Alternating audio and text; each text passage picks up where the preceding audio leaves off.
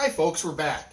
And we're starting our episode here where we're going to make ourselves some Salisbury steak with a gravy and mushrooms and onions. Oh, this is going to be delicious. It's going to be a wonderful meal. Now I've converted this over to be a paleo keto meal, low carb. So if you're following Atkins, low carb, paleo, keto, any of those type of low carb type diets, this is a good one for you. I haven't eliminated all the carbs, of course, but there are some, but very few. So with that, we're going to get started. I'm going to turn my camera down so you can see my work spot. So you won't see my lovely face in it at the moment. You're just going to see my work spot. Now I started out with 1 pound of ground burger. So I've got 1 pound of ground burger. And to that, we're going to start adding a few things. Now the first thing I'm going to add is a tablespoon of yellow mustard. There we go. Tablespoon yellow mustard, and I'm going to add a tablespoon of granulated garlic, and I'm going to add a tablespoon of Worcestershire sauce,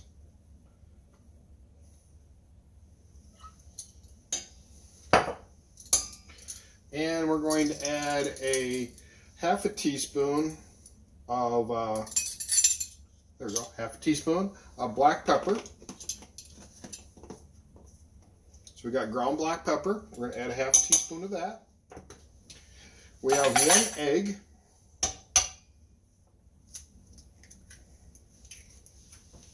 So you add in our egg to it. And we're going to also add a 1/4 cup of almond flour. Now the almond flour is going to help us bind this together a little along with the egg. And so I've eliminated the regular flour out of this mixture. We're not going to be using that. We're also going to be using arrowroot for our thickener for our gravy. So when we start to make the gravy. So we're going to start to work with the gravy too. And we're going to add a pinch of kosher salt. Probably 2. Let's add like 2 pinches. There we go. 2 pinches of kosher salt. Now I don't add a lot of salt to my stuff when I'm first making it. So that's why I added into later on. Oh, and one last thing I want to add into this too is a tablespoon of tomato paste. So, with that, we're going to mix this up.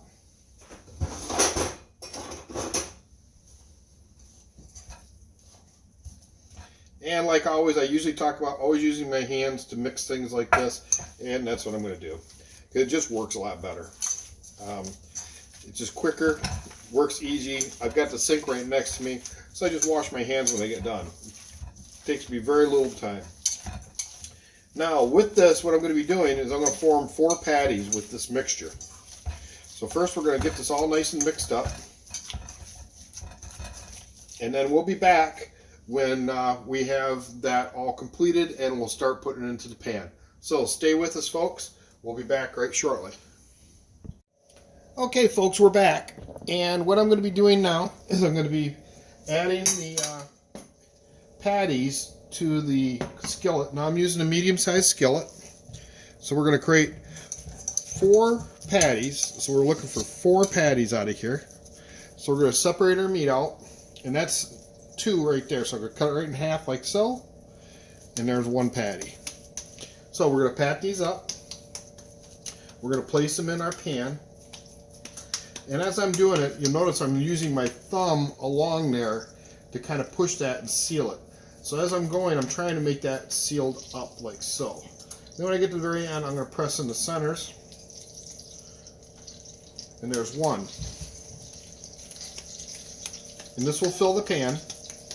And that's no problem because, again, we're making Salisbury steak and these are just going to be delicious. So we're patting that up. Put our little indentation in the center. And that helps keep them from shrinking up too much. Okay, and we'll be back. I'm going to finish the other 2 patties. We'll fill the pan. We're going to brown them for about 5 minutes on each side. We're going to set them to the side, then we're going to start making our gravy. Okay, while that's cooking, we're going to get started on cutting up our mushrooms and our onions and getting that ready to put into our gravy. So I've cut up a couple of the mushrooms now. They're pretty easy to do. Make sure you watch your fingers. I try to set my fingers like so that the blade is actually going alongside my fingers and my nails protect me. So as I'm sliding with a slicing motion, and I have my finger set in there so it's up against the cuticle and the finger itself, kind of using the knuckle there to block. So it keeps my fingers out of the way. So got these all nice and sliced up now, just about, and then we'll move on to our onion. So we're gonna set those off to the side, and that may be enough right there. And we're going to use our onion, cut our onion.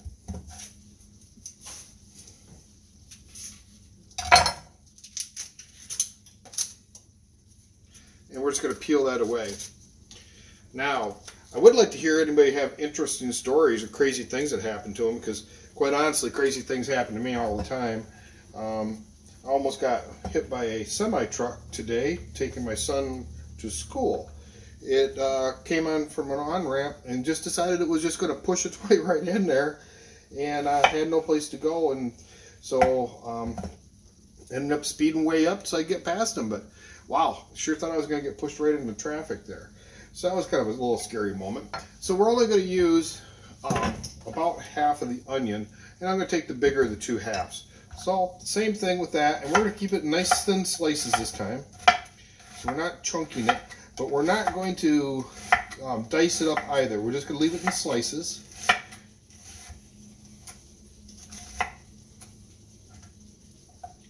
And that last one, we're going to put against the board like so. And slide like that once. And twice. There we go. So we got that all nice and sliced up. So we've got our mushrooms ready. And we've got our onion ready. So pretty soon we'll be making our gravy, but I've got that taken care of. So we're going to let the burgers keep cooking. Okay, folks, we're back, and we're ready to take our patties out. We're going to transfer them over to a plate, and then I'm going to put them inside the oven. I've got the oven preheated to 200 degrees for now, and that's to keep these all nice and warm. So we're going to transfer these over. Oh, just smelling just wonderful. Just smells just wonderful. Okay, got those transferred over, and that's what they're looking like so far. We're going to place them in the oven, keep them warm, and then we're going to start working on our gravy. So with our gravy, the first thing I'm going to add in is going to be our mushrooms. Then I'm also going to add in our onions.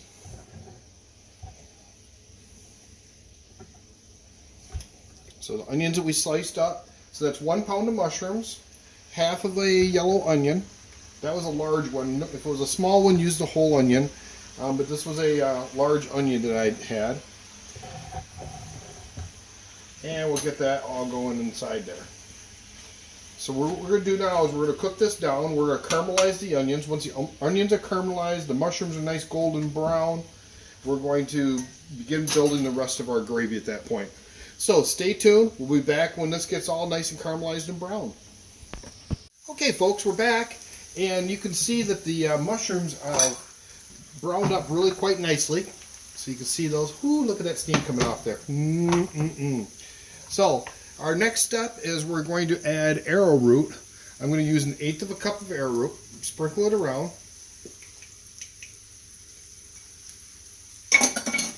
And we're going to stir this up and coat it. And the arrowroot is going to be our thickener.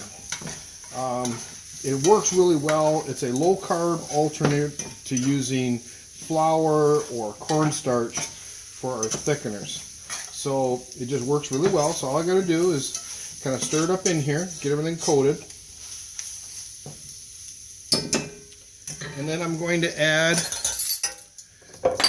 some rosemary. So I'm going to use a 1/2 teaspoon of rosemary. There's my 1/2. And we're going to let this come up to where it all becomes very aromatic. So we've got our rosemary in there. We're now going to add in a tablespoon of soy sauce.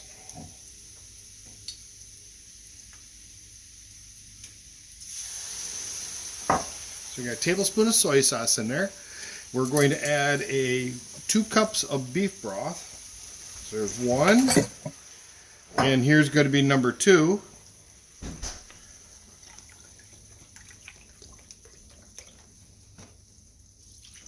So we got our beef broth added to it. Next we're going to add, we've got our button mushrooms, and we're going to add 3 tablespoons of parsley. So we got our parsley here. I'm going to take my top off the container. We got 1, 2, and 3. So we're going to keep stirring this. We're going to bring it up to a simmer. It's going to congeal into a nice gravy. Once that's done, we're going to take the patties out of the oven, and we're going to add them into here, and then we're going to cook those. So we'll be back shortly. Oops. Okay, we're back. Now it's time to take our patties out of the oven. So we've had them in the oven here, staying warm. I had the oven at 200 degrees. And we've got our gravy mixture going really quite well. And we're going to add the patties back in, and then we're going to finish cooking them. So once I get these added back in, we're going to let the heat sit at simmer. And these are going to simmer. I'm going to put those juices right in there. Oh, it's just liquid flavor going in there. Oh, it just smells so wonderful. So now that I've got the patties are in here, I'm going to put the lid on top, and we're going to cook this for 15 minutes.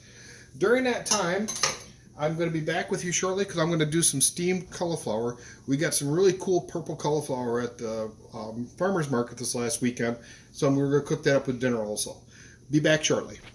Hi folks, we're back, and like I said, we got some really nice cauliflowers at the farmer's market this last Saturday, and I'm really impressed. They did a really good job on this market. So in the past, this particular city didn't do so well on certain things, but this time they got an A+ from me on this. So we're just going to make a quick little chop. We're going to only use about half of this. The other half we're going to put in reserve, and maybe I'll make a purple pizza crust or something out of it, do something fun. So we've got our cauliflower. I'm going to cut off our little florets, and we've got a steamer over here that I'm going to be adding it to, and we're going to steam the florets. Now, people like sometimes want to cook them different ways. Best way I've found with cauliflower for my taste are either roasted or steamed. I like both just about equally, I would have to say.